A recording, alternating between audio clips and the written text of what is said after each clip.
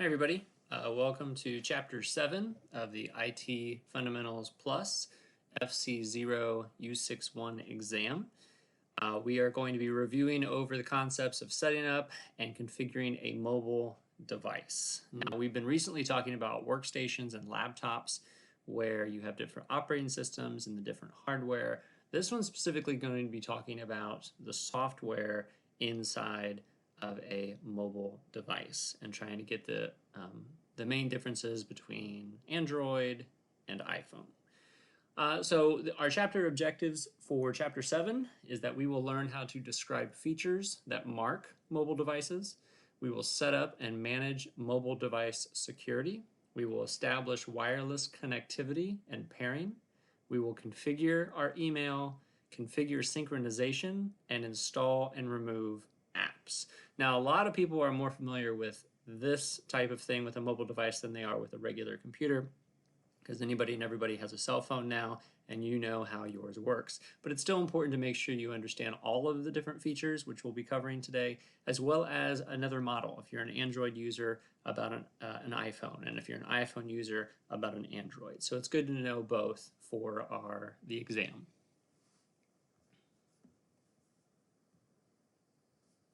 So a quick overview dealing with mobile devices is that there's really four main different formats of a mobile device, or as they call it here, a form factor. A mobile device can be a smartphone. Obviously, it's some sort of mobile phone or handheld computer. It can be a tablet, which is a slate-style touchscreen device. Remember, these tablets may or may not have cell phone capability.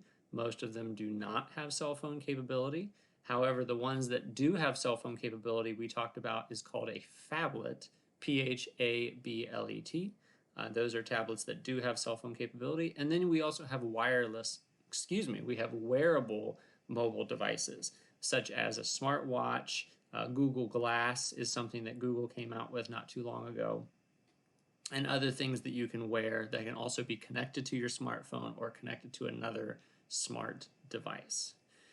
Keep in mind that you do have mobile media players such as iPods, for an example, but those are dying off because most people are using their smartphones for a mobile media player, but those are also a different type of mobile device.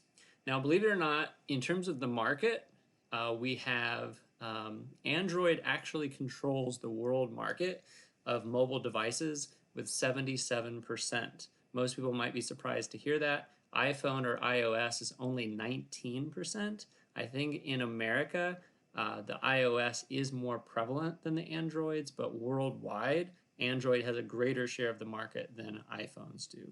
You also have BlackBerry and Windows Phone, which makes up 4%. So there are a few select people out there that still are holding true to their BlackBerry or to a Windows Phone.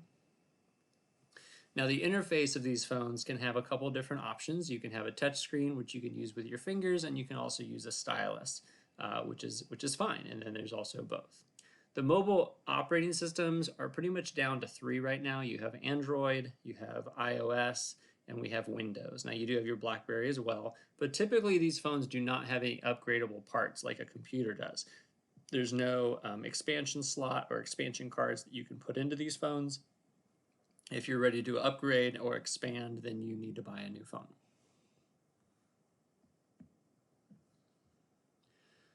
So when we set up our device, after we do our unboxing, we want to set this up, you do want to plug in your phone or your mobile device into an AC charger, which would typically come with the device. Always look through the documentation. There's always going to be these clear, tacky films, little tacky films that you can peel off of the device just to get it into the state to be used. And then you would, once it's charged, you would power on the device. Once it's powered on, you'll be going through a setup process, some startup prompts of how you can personalize your device, how you can localize the device. We talked about one of the things with a regular computer is you want to localize it, let it know what time zone you're in, what country you're in, daylight savings times, things like that. Calibrate the touch screen so that way it works according to how you're going to be using it with either your fingers or a stylus. Connect it to the internet, Wi-Fi for the most part, with a mobile device. And then you proceed to your OS setup menu.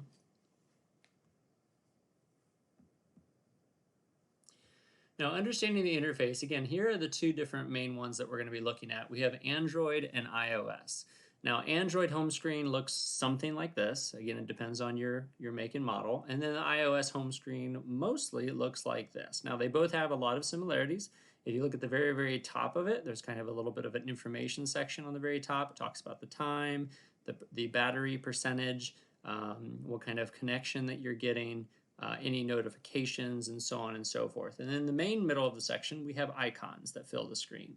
And then on the bottom of the section, you have an area for the mostly used. These are kind of like the pinned programs that we use for desktops and laptops.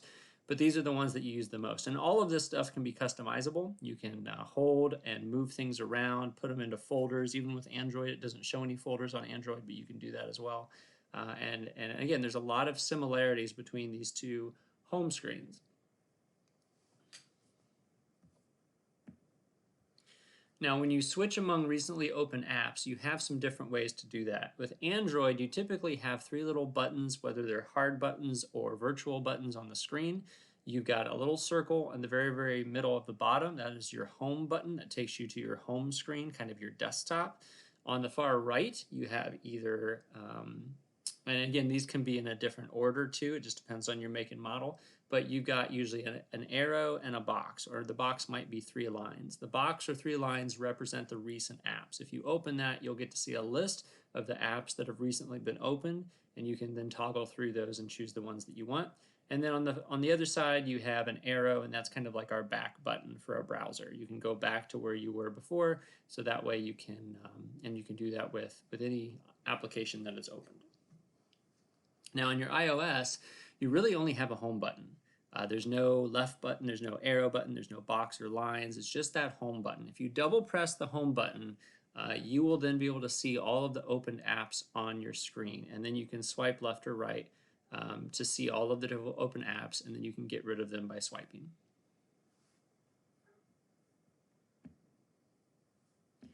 Now, one thing about a mobile device is that, again, they're all about touchscreen. And so there's these different gestures that we use. Gestures are various actions that you using one or more fingers.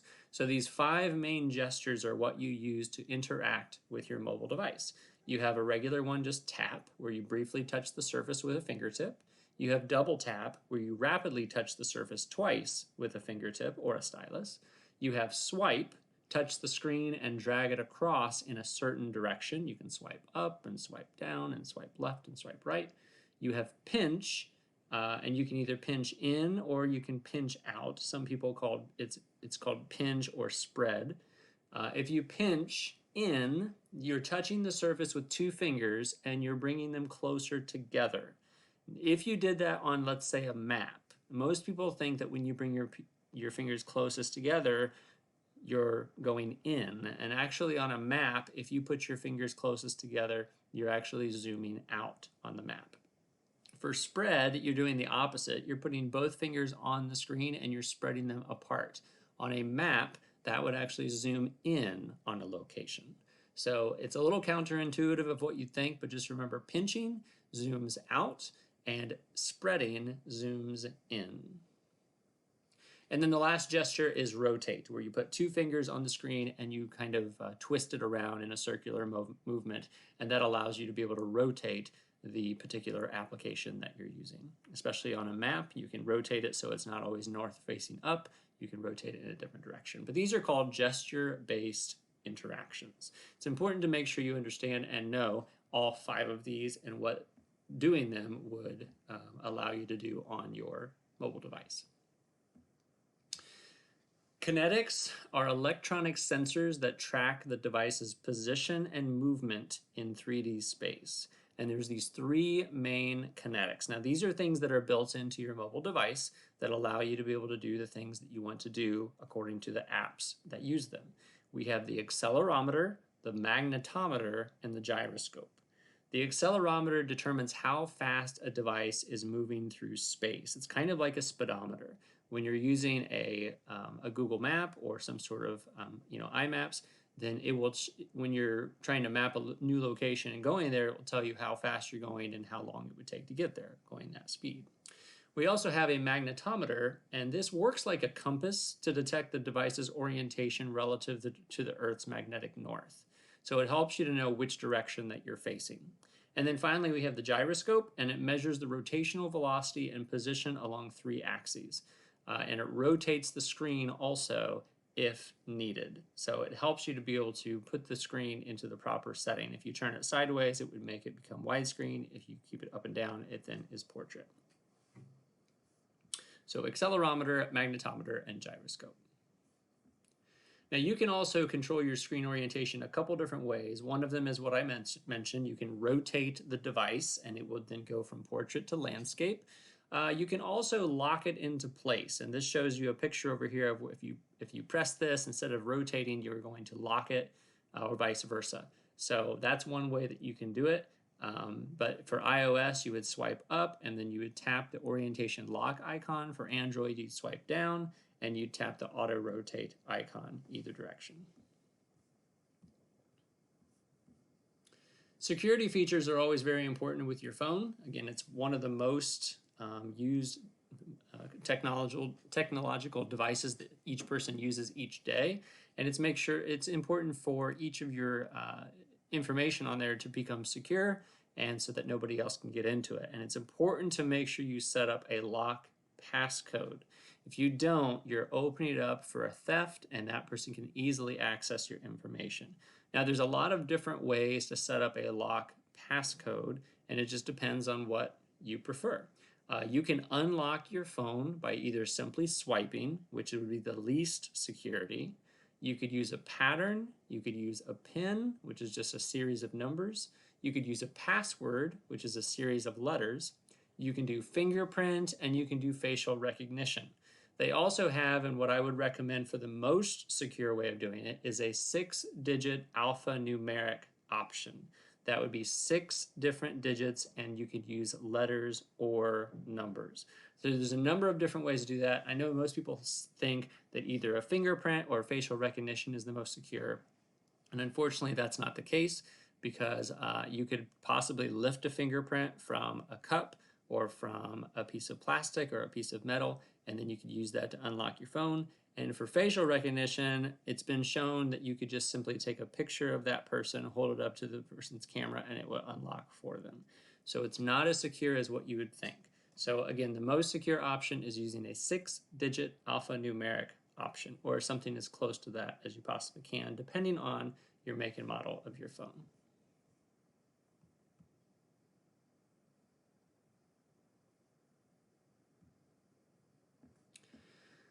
Now, it just so happens that sometimes your device can get lost. Not everybody keeps track of it the way that they should, and you could just simply lose it around the house or not know where you left it. Someone could possibly take it, or you might have left it in a different location and you don't know where it's at, and woe is you. What do?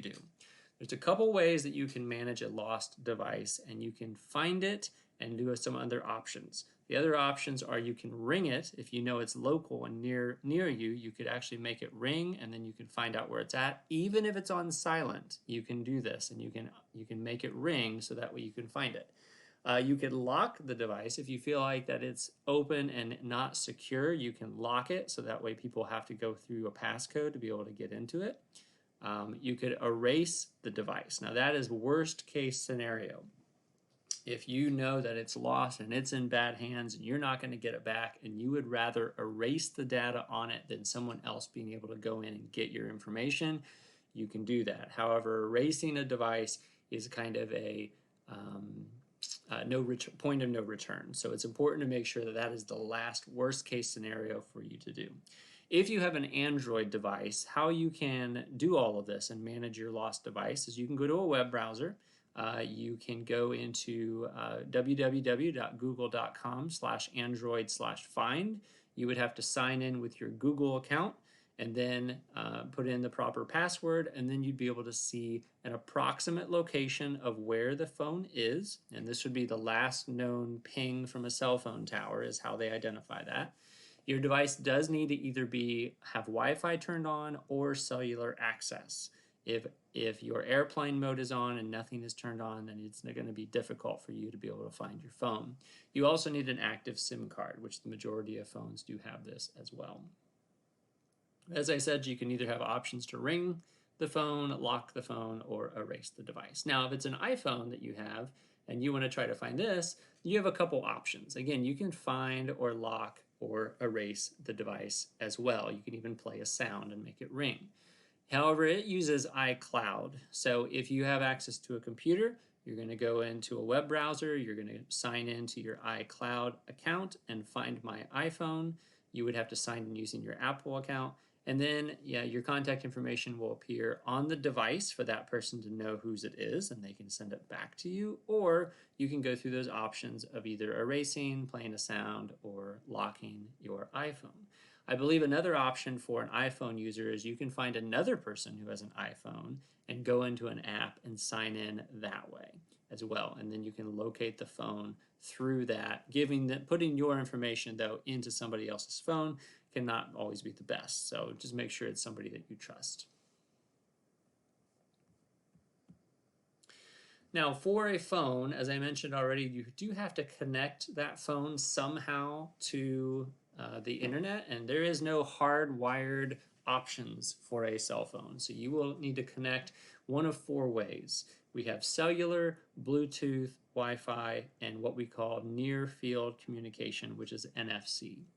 Now, going through each of these, cellular is, again, there's a monthly fee that you pay whenever anybody who has a cell phone, unless it's a prepaid phone, you are still paying money to be able to access a cellular network. The cellular network is where the cell phone towers come into play. And it allows you to either call or text or use data, and they do meter your usage. Some people have an unlimited plan, some people have a certain limit to what they can use, and once that limit's up, then you can't use cellular data anymore. For Bluetooth, there is short-range wireless connection. It's used for peripherals like headsets or speakers, and you can also use Bluetooth as a data transfer. If you wanted to send one file or a picture to another person, you can just connect using Bluetooth, and it would work that way as well. Wi-Fi, the friendlier name for Wi-Fi is IEEE 802.11, and there's a lot of different 802.11 standards. There's 802.11g, there's 802.11a, there's 802.11ac. It's mostly used whenever you're in a trusted place, such as home or office or a business. Now, there are public Wi-Fi spots out there, which is fine, but you just have to be really careful on what you're doing because you're opening up your security and you're going to make yourself susceptible to getting hacked. The last one is NFC, near field communication. This is a low power, short range wireless communication method. An example of this is Android Beam. If you have an Android phone, you can turn on Android Beam, and it's a way for you to transfer pictures easily from one device to another. You literally turn on NFC on your phone. If you have another Android phone that wants that same file, you turn on NFC on that phone, and then you just put those two phones back to back. It will then give you an option to push a button, and you're pushing the file from one phone into the other phone. It's pretty amazing. You also use NFC whenever you're using Google Pay or Apple Pay. It's a short-range communication for these monetary transactions. And you do have to be right next to the place. Whenever you're checking out, if you've ever used Apple Pay or Google Pay before, there's always a little spot where you would have to put your phone right up to. And you have to be very, very close because you don't want to just be walking by and accidentally paying for somebody else's stuff. So that's why you have to be so close with all that. Bluetooth, you have a little bit more of room. You don't have to be that close to be able to connect with Bluetooth, but NFC, you have to be very close.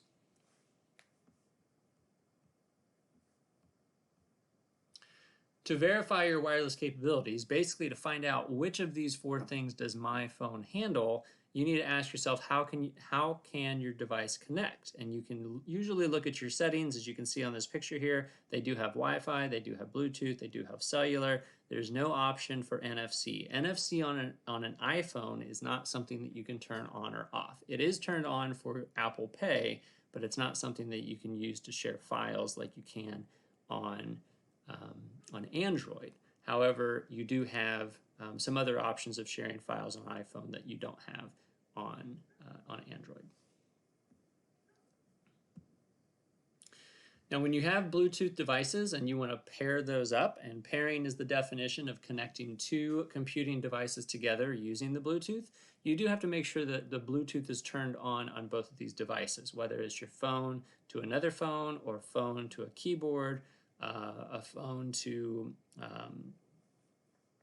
headphones, or anything like that. You want to make sure that there's two devices and they're both turned on. When you enable Bluetooth on both devices, typically there's going to be either an automatic discovery or a discovery mode where you can, it'll automatically find the match, or you can make it find a different match. And you do want to make sure, because there's other Bluetooth devices that might be around, so it's important to make sure you put in the passcode so that way you're connecting to the proper device and you're sharing your information to where it needs to be. And like I said, like the last bullet point says, there's a security confirmation often required for pairing, and that is for your safety. One other option before I move on to transferring data is that you do have a hands-free option for Bluetooth. Hands-free option enables drivers to talk using hands-free calling. More and more states are making this become the necessity with Bluetooth, and this will improve driver safety. You hook it in, and sometimes it even comes through your car stereo, so you can then talk using that way. But that is also using your Bluetooth devices. Now, you can transfer data with Bluetooth, like I mentioned. You're only limited to a single file at a time. Usually when you open that file, you will then have an option of how you want to share the file. And if you click on share, you'll get these different options as it shows here in the picture. One of them is Bluetooth. You can do this with an Android, a Windows Phone, and a BlackBerry. iOS, it says that they don't. I believe you do, but I believe it's called AirDrop. And as I mentioned, it is application specific. Typically, if you're sharing a picture, you would open the gallery, you would select the photo, you click on share, and then you would highlight Bluetooth like this picture does. And then you're able to share it that way. When you connect to Wi-Fi, and most people know how to do this, you have a setting icon, either if it's Android or Apple. It will show you all the different available Wi-Fi networks. Each of these networks is called the SSID. We are going to get into this more in a Wi-Fi chapter later on, but these are the different Wi-Fi networks that are within your range. You select the one that you want, and then if it's protected, you will have to enter some sort of passphrase. If it's open, you won't have to. Just keep in mind that an open Wi-Fi network is not secure, so you want to make sure you don't do anything important, such as opening confidential files or sharing or accessing bank records or trying to put in passwords or credit card numbers or things like that. So I only highly recommend that if you have a Wi-Fi network and it's not protected, that you go protect it. If it's a public Wi-Fi network, I wouldn't do anything that is very important on it.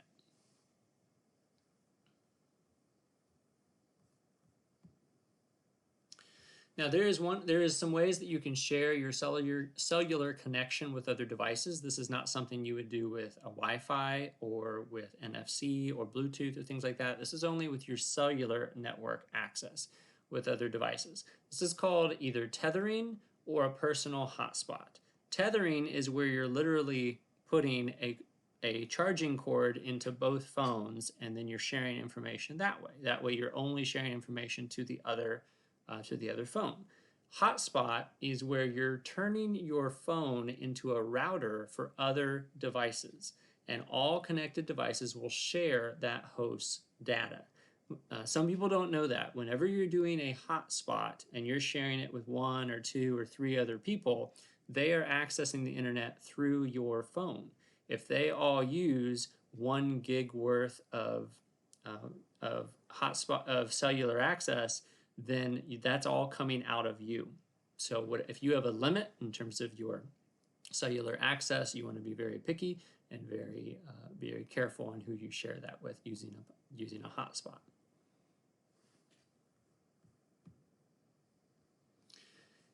There is a way to disable all wireless communications. This includes cellular, Bluetooth, Wi-Fi, and NFC, and that is just called airplane mode. Typically, you know this because they ask you to put it on airplane mode when you're on an airplane. They don't want any of these wireless communications to mess up with the flight flight equipment in the cockpit. So we just have to be real careful, but airplane mode is phone is still on, but disables all wireless communication. And the easiest way to do that is either pull up, swipe up, or swipe down, depending on what kind of phone that you use. And then there's usually an airplane button. As soon as you turn that on, you are not, you can still use things that are currently on your phone. You can't use things that are currently connected to the internet. So that will turn that off. Now on your mobile device, you do have a mobile email option, and so you do need to set this up before you can check your mobile email. There are some email standards that are very important. For receiving your email, we want to use either POP3 or IMAP4. For sending an email, you use SMTP. Now, you need to configure both on a device to make the email happen. So sometimes it's easy enough because if you have a Gmail account or a Hotmail account or an Outlook account, you just have to press the appropriate button and it will set it up for you. All you got to do is put in your username and your password. However, if it's kind of an obscure account, you will have to set these up individually and manually. Now, for the U61 exam, it's very important to make sure you know all three of these email standards: POP3, IMAP4 for receiving, and SMTP for sending. It's very important. Now, between the two receiving ones, IMAP4 is the best. Why is it the best? Because IMAP4 will sync your information on both things, both on the email server and on your mobile device. If you use a POP3, it's only going to sync it on the one that you access it with. So you got to be very careful whenever you're doing this. If possible, use an IMAP4, and that's SMTP. Now, of these three, I always remember that SMTP has an S in it, which stands for sending, and for receiving, it's got to map you out to receive it. You're wanting to get the email, so it's got to find where you are. It's mapping you out, and then it pops up on your phone. So that helps you to know that receiving email, it maps where you are and it pops up on your phone, which means IMAP and POP3 is for receiving and the S is for sending.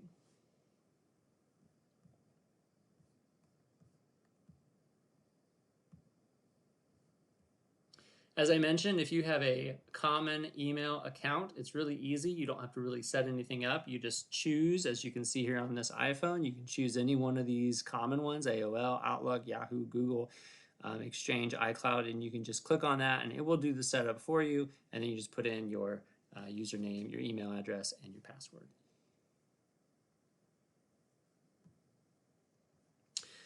Synchronization is important with your phone. What synchronization is it updates data between two locations so that both locations contain the same files and versions.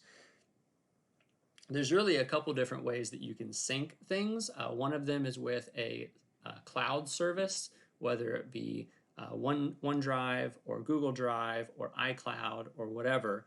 That's one way that you can do it. The advantage of a cloud service is that you just set it up once and then forget about it, and it's automatically going to sync from there on out. For Android, you would sync it with your Google account. For iOS, you would sync it with your iCloud account. Now, when you're synchronizing photos, whenever you take a photo with your camera on your mobile device, then a lot of times you don't want it just to be on your mobile device, but you want it to be on a computer or in the cloud or something like that. The advantage of synchronizing photos is that you will never lose photos even if the device ends up being stolen or ruined. For Android, you have Google's Instant Upload service and you can sync photos to your Google Plus account. But for iOS, you would sync photos with Apple's iCloud photo stream. You can also sync with a local computer, and the advantage of that is that you're storing your files and photos locally on the computer, so that way when you take a picture and you're out of your house, when you come back and access your computer or your laptop, you will also see it right there. For Android, there's not a great way to do that. You're going to have to download a third-party app such as Double Twist to be able to sync any kind of photos or music or videos. However, for iOS, and this is the best, that's what Apple is known for, it just automatically does it through iTunes.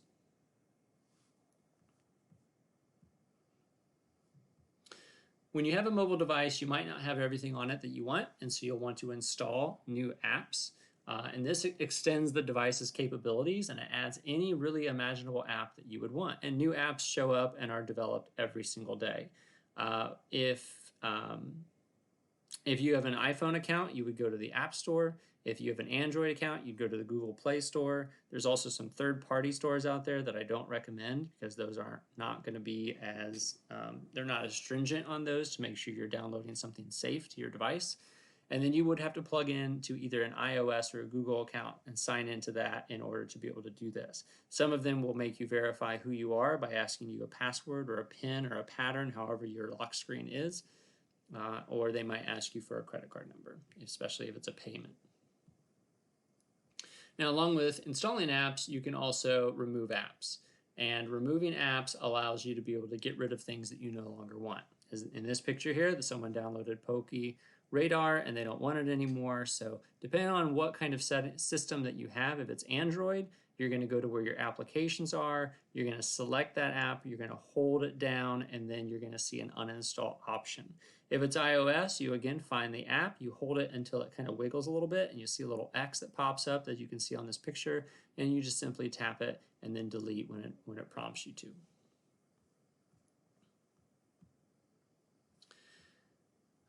There are two main types of ways that you can reset a mobile device. You have one called soft reset and one called hard reset. Now, a soft reset is just a fancy word for a restart. You hold the power button down until the slider appears, and then you select power off or drag the slider, and then you press power to reboot. It's a way that what they show you here in this picture is an Android. You can see you have a couple options. One of them is restart. Restarting allows you to be able to basically reboot your device if it's starting to act up or acting irregular. It's kind of a do-over for your phone, which is great. We talked about that with a regular desktop and workstation laptop because if something's not working right, it's probably with your RAM. And so when you restart your computer, you're flushing the RAM out and possibly all of the issues, and it's resetting and deleting and starting over fresh. So a soft reset is just really a restart or a reboot. Now, a hard reset wipes everything off the device to the original factory settings. We talked about doing an erasing method whenever you had a lost phone, and you could do that remotely. You can also do it if you have it with you. If you're looking to sell your phone and getting rid of all your sensitive information there, you'd want to do a hard reset so it's a completely fresh phone for the next person who buys it. It returns it to factory condition. It does wipe away your personal data. Now, you can restore these things using a number of different ways, which we'll talk about here in a minute. If you have an Android, there's not a great way to do a hard reset. It really depends on the make and model. And Androids have so many different companies that make Android phones that each model is different. So you'd want to make sure you consult your manual to be able to know how to do a hard reset. For iOS, it is somewhere in your phone. I apologize for not knowing exactly where, but if you go into your settings, you should see an option for hard reset in your phone, and that is what you would want to do. Now, don't mess around with that unless you're serious about erasing all of your data. That's not something that can be reversed. Now, if you do end up performing a hard reset, you can make sure that you can restore all of your data the way it was. Now, you do want to make sure you back up all of your information before you do that. Mostly you can back this up using iTunes or your Google account, but I would do that before you do any kind of hard reset. For Android, during your setup process, you can, as soon as things are wiped and you want to get back in and get your stuff, you have a new device or you're the same phone, you can sign into your Google account. If you use the same Gmail account, your data is automatically restored and you're set. It'll take a little while for it to do that and download all your messages and download all your apps, but it's all stored off-site somewhere. And then that way when you sign back in, it will all come back. For iOS, you want to you'll go to iTunes or your Apple account, and you'll want to restore from a backup. And then you sign into your iCloud account, choose backup, and then you'll select which backup that you want. It's kind of like where it saved a version of your phone, and you just choose which is the most recent version that you want to download to your iPhone. And then you have all your stuff as well. All right, so that's it regarding Chapter 7, configuring and using your cell phone device. Let's go ahead and take a look at the review questions and see how well you understood it. Feel free to go back and review things throughout this video if you need some more refresher on what we talked about. Chapter 7 review questions. Number 1, what is the gesture where you touch the surface with 2 fingers, spread apart, and then drag them close together? A, rotate, B, tap, C, pinch, D, spread. Now, if it didn't say the very last portion of it, we would say spread, but because you're dragging them closer together, the answer is actually C, pinch.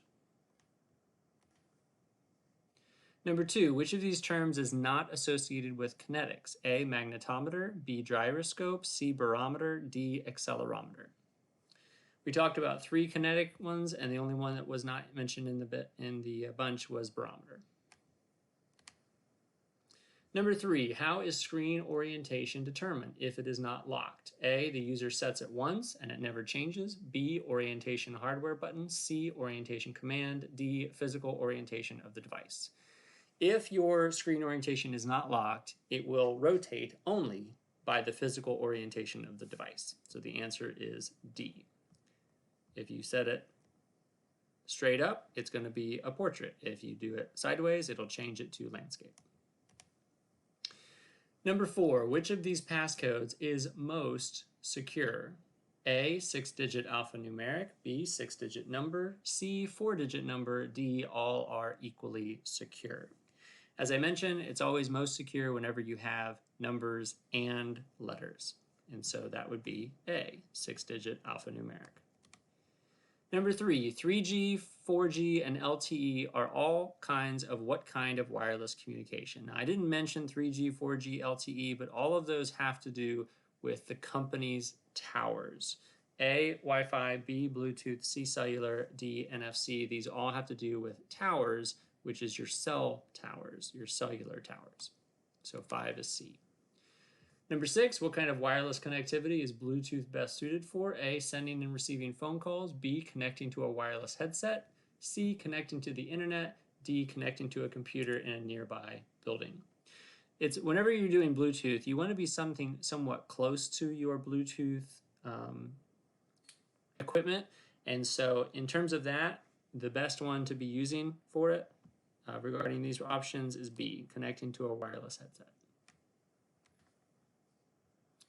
Number 7, connecting to a Bluetooth peripheral to a smartphone is known as what? A, pairing, B, Wi-Fi, C, 4G, D, NFC. Connecting 2 things together is known as Bluetooth pairing. Number 8, the name of a Wi-Fi access point is ITS. A, POP, B, IMAP, C, NFC, D, SSID. I briefly mentioned it, but a Wi-Fi access point is where you're trying to connect to, and where you're trying to connect to is the SSID. Number 9, which of these is not a protocol for sending or receiving email? A, IMAP, B, SMTP, C, POP3, D, NFC. We talked about sending is the one with the S, SMTP, and to receive it, it has to map you out and pop on your screen. So that would be the one that's not of those 3 is D, NFC. And finally, what app does an iPhone use to synchronize music and videos from a computer? A, iMusic, B, iTunes, C, Google Play, D, Double Twist. For an iPhone specifically, it uses iTunes. Great, thanks for following along with me with Chapter 7. If you have any questions or comments, feel free to leave it down below. I'm happy to answer anything that comes through. We will be resuming with Chapter 8 on the next video, and we're slowly getting things through with all 15 of the chapters from this study guide. Thanks for watching, and as always, keep on keeping on.